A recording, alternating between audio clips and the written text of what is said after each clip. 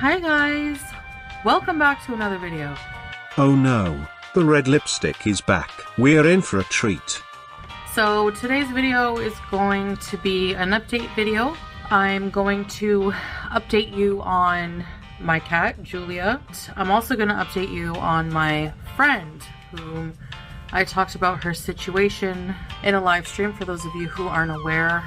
Right, friend. I read you guys' comments and theories on what actually happened, and I gotta say I'm not sure what I believe. Many pointed out that this is simply her trying to drum up drama for that sweet holiday AdSense money, which would be very on brand for Foodie. On the other hand, Foodie has a terrible poker face and was clearly distressed in my opinion. I don't think she has the empathy to get worked up like that over someone else's situation. Perhaps reality is a combination of those theories. I don't know.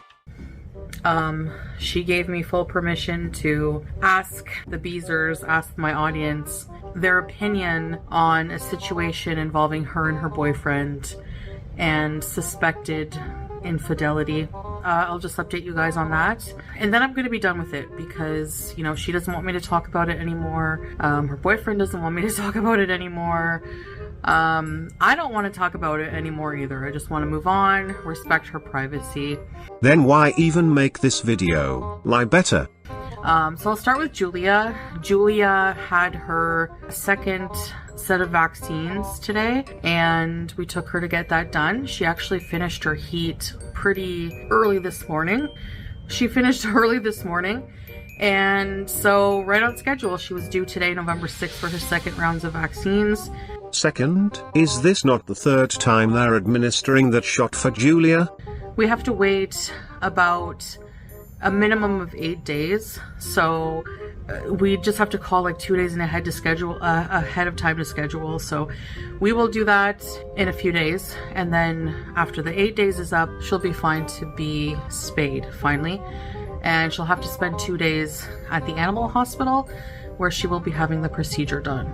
So I trust she's in good hands. You people don't have to worry anymore about her, whatever, you know, whatever the fake outrages, whatever. She's fine. She's gonna be fine. And that's the update on that. It's the last I'm gonna say about it. Moving on to my friend. So it's very important to say that my friend and I are very similar in a lot of ways. We have a lot of similar situations, and that's how we ended up bonding over the last year. Over the last year you've been bonding with a friend in Canada while you lived in Kuwait. A friend you never mentioned to anyone. I find that hard to believe when she immediately ran to the internet with pictures of her and that MLM woman to prove to people she had a friend. I know people think I don't have friends. I do have friends. I don't ever talk about them online. The most recent one I hung out with, she wanted me to post a picture of us together because, you know, she hates people saying, she hates seeing people say, you know, oh, she's not meeting anyone, she doesn't have any friends, that kind of thing. So she's like, you know what, I want you to post this. So I did. But of course with her face blurred out because people are nuts. Like, do you blame me? Do you think I'm gonna come on here and be like, oh yeah, I talked to this friend? They would be doxxed instantly. Like what they did with my new friend, they literally picked apart everything she was wearing and tried to match where she got it from. Like, all right, I'm sorry, but, and they did this on the farms. I'm like, I'm sorry, but why are you picking on someone for shopping at like Temu, Shein, wherever you suspect they shop from, when, let's face it, you're not shopping at Versace. Successful people don't sit on kiwi farms all day and pick apart other people, okay? It doesn't happen. Anyway, moving on from that, I digress. So basically, this person I was talking to, anyway, she ended up, you know, the dust settled. They made up, and basically they talked, and she got more information out of him, of course. So here's the thing. Your mentality whenever you've had an incident of infidelity in your relationship. Her boyfriend was, he never cheated in person, but he was talking to someone online or something like that. Oh, we've heard that defense before, haven't we? K-Bella living rent-free in her head. Anyway, so when that happens to you in a relationship, any situation that you encounter involving any female, the immediate response is to be defensive and to be suspicious and to think the worst. So she told me that, her boyfriend found out about her coming online and confiding in strangers on the internet, which is, I told her, we appreciate the Beezers, we appreciate the audience for giving their side. Sometimes it's nice to just talk to, see if other people, have gone through similar things. Lots of opinions sometimes helps, but it's never a good idea to bring your personal life to the internet, especially for relationships. So I told her that's, I wouldn't do that anymore. After the dust settled, basically she said, the boyfriend was mad that, he didn't get to voice his side, not opinion, but his side. So I'm going to do that a bit here for him and for her. Why? No one knows who these imaginary people are. Why would he ever care about having his side out there? Unless, of course, his side is actually Salah's side. At her request also. Basically, he was very taken aback by her outrage. Like they were talking 1 minute about plans, they were joking, laughing, and the next minute she was like angry, like almost like throwing things and just screaming and not giving him a chance. He became immediately defensive because she's a very, very suspicious and paranoid person, and he feels suffocated by that sometimes because she doesn't, the trust it's being rebuilt, let's just say.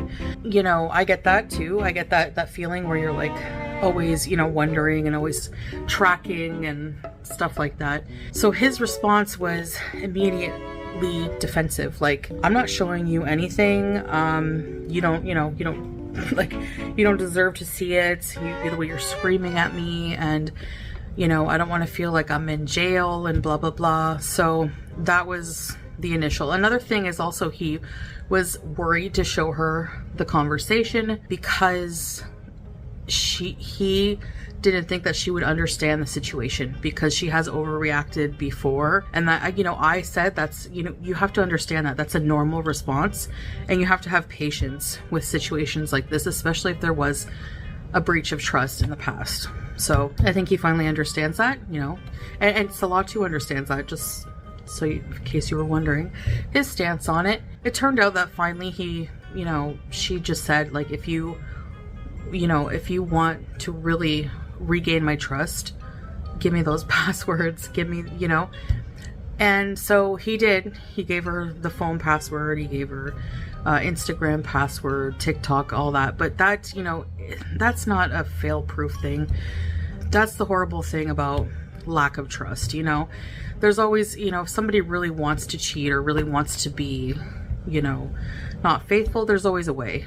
True. So it doesn't matter if you have Salah's passwords or not, he can and he will find a way. No one wants to live in a constant state of paranoia, and that guy is not worth ruining your life for. Just leave and go home already. But at least it's a step, and the most important thing in my mind was that he proved that who this woman was in the end. And well, he did delete the conversation and the conversation. He was able to find a picture of her and her husband. Apparently this woman is married, and apparently he was also defending like that she wasn't showing her cleavage. This woman was wearing like a more tight-fitting, snug-fitting t-shirt. It wasn't like super modest, but it wasn't super revealing. I think my friend was just initially like, oh my gosh, she's a prostitute or something. Like, I don't know what her thought was, you know what I mean? Like that kind of thing. Like, well, she said something meaner, but that was the initial, like she was some kind of worker or something. And nothing wrong with that if that's what you are. I'm just saying that's what, the initial thought was. I don't know. Her initial thought. Interesting how you knew what was in her mind, in his mind. Everything that was said and everything that was shown. Apparently this woman and her husband were former customers of her boyfriend. This boyfriend has had the same WhatsApp number for over 8 years. It's a business number, and he's worked in sales for long time. So this Canadian boyfriend has been using WhatsApp for his business for the last 8 years. Sounds more like how Salah and Murad operate their businesses to me. He has a lot of customers that would reach out to him and buy stuff from him. Yeah, I guess, you know, males and females. He even showed her like another female customer that she didn't really know about, but it was like an older woman. So yeah, so this woman anyways was married, and he proved that. He proved like her name on the WhatsApp. He matched it up to some sales records he had. You know, thank goodness that saved the day. And it's just all fell into place once, like I said, the dust settled and she wasn't as paranoid, and she started to like actually listen, because like she wasn't listening. She was just like attacking, and he became very defensive about that. But I said, you know, it's still sus a little bit. Like what made it sus was the deleting everything at first, you know? So I don't know, but his defense to that was that she wouldn't have understood. She would have, you know, just thought the worst anyways.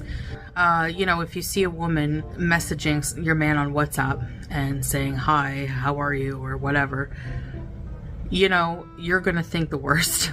You know, any explanation is going to seem like an excuse if you don't trust, right? So to save the headache, he deleted it, but then he ended up explaining and showing her that proof that was needed once everyone calmed down and they were not as angry anymore. So that's the update on that. Things are okay with them now. They don't want me to talk about it anymore online because they're worried about being doxxed. Even if nobody knows their names, who knows? People find things out very easily online. People with a lot of time and nothing better to do and a lot of hate in their hearts. So, you know, they've made up. It's fine. She said her boyfriend, you know, assured her he would never hurt her. Other than the one incident, he's never cheated in person. It's just, like I said, a quick, like, online thing. It wasn't emotional. Yeah, it still was an infidelity. Like, I'm not excusing it. You know, it still was hurtful. Yeah, it was somebody she knew too. And you just be careful. Like, ladies, you never know, like, who you can trust in life. I'm telling you. Some people are snakes, but that's okay. You can always take out the trash. There's nothing really more left to say. I don't have a lot of friends like that, especially not that I hang out with. I have some good friends that I talk to, and I guess I could hang out with them at some point if I wanted to, but I mean, I find like a lot of people just really like to just talk online with each other, or like over WhatsApp or whatever. So yeah, I guess that's it. So thanks for listening, guys, and I'll see you in the future.